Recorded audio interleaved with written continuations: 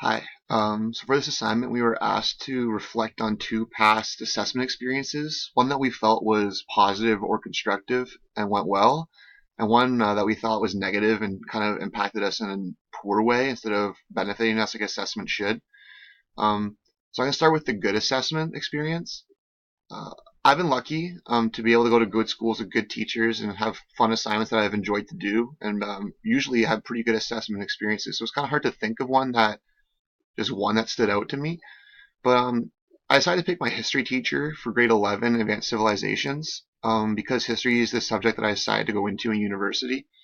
I had the same teacher for the grade 10 grade 10 Canada history course, so she knew me going in, and she already knew I had a pretty high level interest in history. So she pulled me aside a little bit into the semester and asked if that's what I think I wanted to go into in university. And after I said yes, she really went out of her way to give me extra help and feedback on assignments in order to get me even more ready for the next step of my educational journey.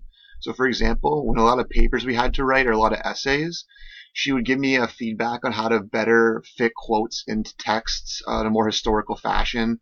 She would have me cite things in Chicago style, the stuff that you would use in history classes in university, even though in high school you usually use the APA or the MLA format. So I was using footnotes. I was used to looking at the footnotes of books in the back of textbooks. She showed us how to look up information. So she was very on top of getting us ready for our next step in education, which I really, really thank her for. To this day, I learned the most I think I ever learned out of any class in that class, and what I think is the most useful because I still use it today.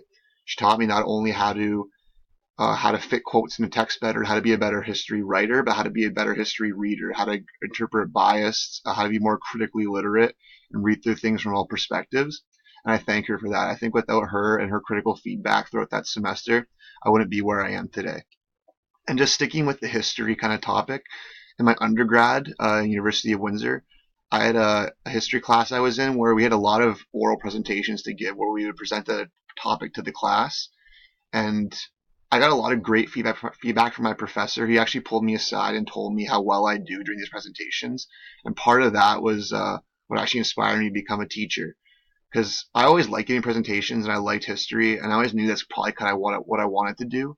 But hearing from an actual history professor that I do a good job presenting to a class about a topic really made me feel good and really reaffirmed to me that I want to be a teacher. So it just kind of shows how a little small assessments that were positive in my past really had a big effect on me because it pushed me to go to a certain major. It even pushed me to go to a certain career, and I couldn't be happier with my decision so far. In terms of the negative experience, only really one that stood out to me was a grade 12 religion assignment. Actually, just making a simple little title page for the front of our binders. This is something that I've done every year in grade 9, 10, and 11. And in grade 12, I was kind of not really ready. Didn't really feel like doing it anymore. I was kind of over it. But whatever, I swallowed the pill and I did it. I made this really cool title page on the computer in Microsoft Word, all these beautiful pictures on it, all collaged together, cool writing. I thought it was cool to be in front of my binder. But I got it back, returned to me, and I got a 0 on it. She made me redo the title page, which I thought it's ridiculous. A redo on a grade 12 title page just for the front of my binder. What's the big deal? Can't you just give me a mark? When I went to talk to her about it, she told me it's because that's not how she envisioned the title page being. She wanted me to write grade 12 religion, Bryson Boyle, period 2, right? But that's not how I wanted to do it. I wanted to make it fun. I wanted the front of my binder to pop, be colorful, have a lot of pictures, right? I still had all the information there. It's just not the way that she saw it coming. So because I didn't deliver a product that she envisioned, I got a bad mark on it. I thought that wasn't very fair. And this kind of trend kind of continued as the semester went on, where she would ask open-ended questions, but if students would give answers that she didn't really want, that weren't going to where she wanted them to go, she would dismiss them and say, "No, you're wrong." And I just kind of thought that's not a good mindset to have as a teacher, just to have your way of looking at things and not accept anything else.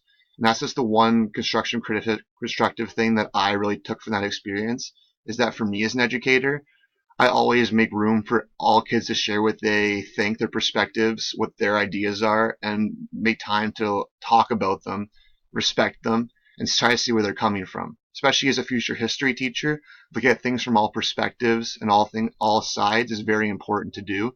And I think that just something that every teacher should be able to do, to always be learning, to have an open mind, and be able to listen and trust and respect their students. And just in that situation, I didn't feel like I was respected. I didn't feel like I had the creativity to be me in that class. And that's why I had a negative experience. So what I've taken personally from both these good and bad experiences in my future assessments as an educator is to always provide feedback. Don't just circle right or circle wrong. You give them feedback on why it was wrong, what they could have done better, even if it's right, still what they could do better or what they did do good that you want to see next time. And I always make sure to leave room for interpretation. Even though I say an assignment this way and I picture it getting handed in this way, if a student does it differently, but all of the stuff that I want to be there is there, who am I to say no, that's a zero, that's not what I thought it was supposed to look like, so you don't get a mark on it. In a world where we're supposed to be giving students kind of loosening their leash, giving them more freedom, allowing them to be creative, to come up with original thoughts, I think this is very important to do. And I think reflecting on these past assessment experiences for me was very good and helped me realize why I do what I do as a teacher and why it's so important for me to continue doing these things moving forward. So because of that, I really like this assignment, and I hope you enjoy it too. Thanks.